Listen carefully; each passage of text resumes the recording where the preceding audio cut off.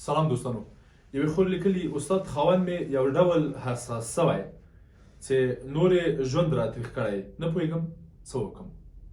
ښه خور، د خاوند حساس کېدل، د خاوند عصبانیت، د خاوند غوسه، د خاوند تاوتریخوالی، د خاوند په اصطلاح زر په قار کېدل ګڼ لاملونه لري چې زه فکر کوم که یوازې په حساسیت راسو او یوازې په حساسیت ستاسو د خاوند په حساسیت خبرې وکړو، نو څو کیسې امکان لري چې د دې مسلې لامل وي. یعنې په ټوله کې غواړم ووایم چې دا لاملونه لري، لاملونه یې که وشاربئ، ویې راوسپړئ، ستونزه هم حلوي. اول لامل کېدای شي کورنۍ سره حساسیت وي. ډېری نارینه په دې خاطر چې میرمن یې له مور سره، میرمن یې له پلار سره، یعنې د خاوند له پلار سره، یا میرمن له ورونو او خویندو سره، یعنې له ورونو او لندریندو سره، او یا میړه خاوند یې میرمن یې له نورو خپلو نورو کارکوونکو سره، له نورو اړیکو په نورو اړیکو او روابطو کې، یا میرمن له خپلې مور سره، له خپل پلار سره، له خپلو خویندو ورونو سره حساسیت لري.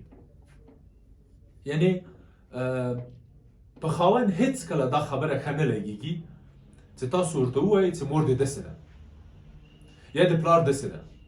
ستاسو لپاره کېدای شي ډېره ګرمه وي ستاسو خوښې، ستاسو لپاره کېدای شي ستاسو خسر ډېر ګستاخ وي، ستاسو لپاره کېدای شي ستاسو لیوه ډېر بې سترګو وي، ستاسو لپاره کېدای شي ستاسو اندرور ډېره فتنه وي، فساتي.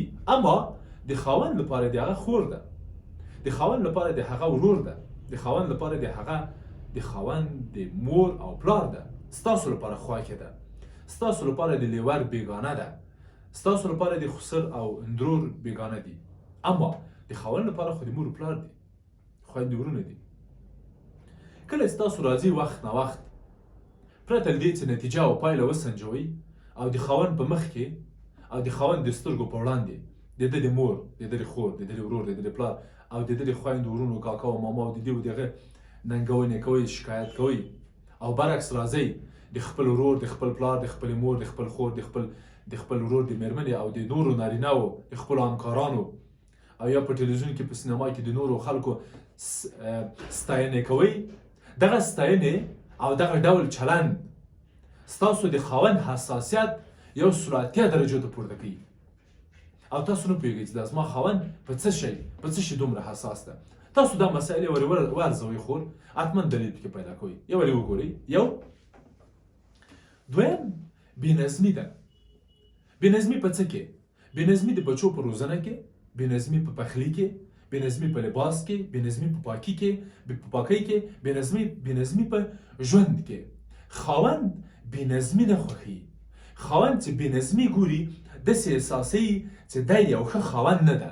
که دی یو ښه خاوند وی نو په میرمنې به یې مدیریت او واک درلوده او میرمنې به یې دا ژوند منیج کړی او مدیریت کړی و. ګوره څومره بېنظمي روانه ده.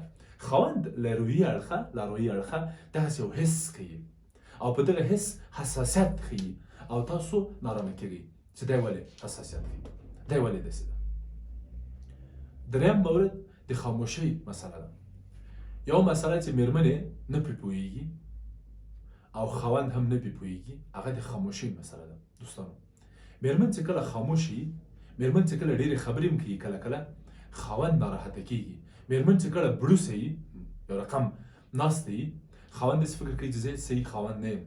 ګوره، که خاوند وی، که زه واقعا یو نر وی، یو میړه وی، یو خاوند وی، نو زما میرمنه به داسې بړوسه نه وه، خوشحاله به وه او زما په واک کې به ټول شیان به زما په اختیار کې و، ډېر به منظم و، میرمن به مې خوشحاله وه، بچي به مې خوشحاله و، ټول ژوند به سم و. دغه ډول خبرې چې زه کله کوم دوستانو، خلک داسې فکر کوي چې دا افغان اروپو ده، پښتون ده او بس همداسې خبرې کوي. زه غواړم دا ووایم چې دا علمي مسایل دي خور، دا اکاډمیک مسایل دي.